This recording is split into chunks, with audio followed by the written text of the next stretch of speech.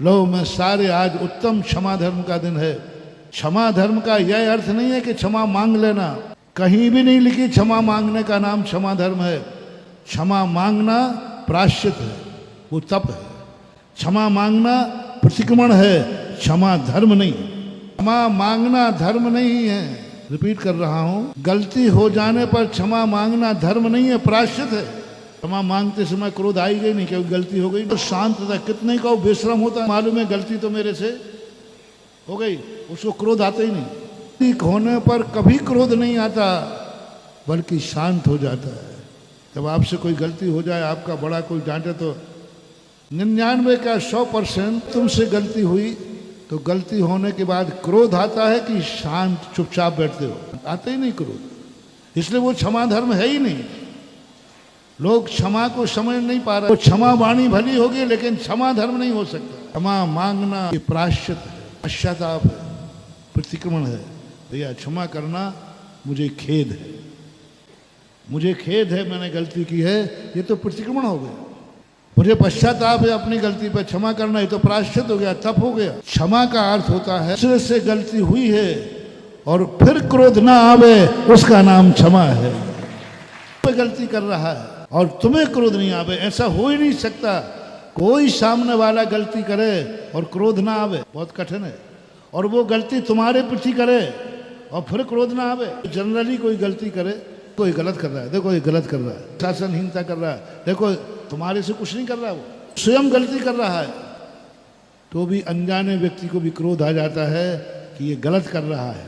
अपने प्रति कोई गलत करे तो क्रोध आए बिना रहता ही नहीं है। क्षमा धर्म क्रोध का विरोधी है। क्षमा करना कठिन। जो दुर्जन है, क्रूर है, वो तुम्हारे साथ गलत कर रहा है, उस समय क्रोध प्रकट ना हो, तब क्षमा धर्म आता है।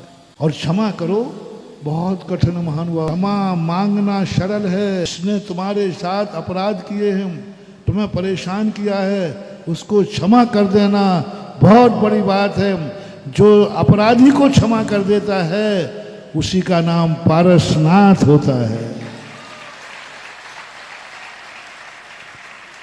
पारसनाथ के पास क्षमा धर्म था, क्योंकि उन्होंने क्षमा की है, क्षमा किया। कमठ ने इतना बड़ा अपराध किया, कह नहीं पाऊंगा, इतना जघन्यतम अपराध किया। इस पुराण में पढ़ लेना। उसके भाई ने इतना जघन्यतम अपराध किया, संसार का कोई भी व्यक्ति कभी माफ नहीं कर सकता। जघन्यतम अपराध किया था कमठ के जीव। अजगर बन के खा गया, क्षमा कर दिया। कमठ बन करके आ गया, शिलाएं बरसा रहा है, क्षमा कर दिया। चाहते तो पारसनाथ एक भ्रिकुटी चढ़ा देते, कमठ कीलित हो जाता, कुछ नहीं कर देता, क्षमा कर दिया। यह है उत्तम क्षमा धर्म, कि जो स्वयं संकट सहन करते रहे, फिर भी संकट देने के वाले पर क्रोध नहीं किया, ये चमत्कार है। कब कब आपके लिए किसी ने गलती की है, आप लोग भी अपने क्षमा संभालें। क्षमा मांगने वाले तो हमने बहुत देखे हैं, 2 मिनट में क्षमा मांगते हैं, क्योंकि क्षमा मांगने से मामला निपट जाता, बच जाओगे, क्योंकि गलती तो तुम्हारी है ही। यदि गलती है तुम्हारी, तुम क्षमा नहीं मांगोगे तो आगे और उलझोगे, कोर्ट केस हो जाएगा। करने वाले की सबसे बड़ी बदमाशी है कि वो जल्दी क्षमा मांग लेता है, क्योंकि गलती मेरे से हुई। बहादुर वो है, सामने वाले ने गलती की है और उसे जितने जल्दी क्षमा कर दे, उतना ही क्षमा धर्म प्रकट हो। जब में तुमने क्या पढ़ा, तुम्हारी पूजा सुनता हूं तो क्षमा धर्म टपकता है।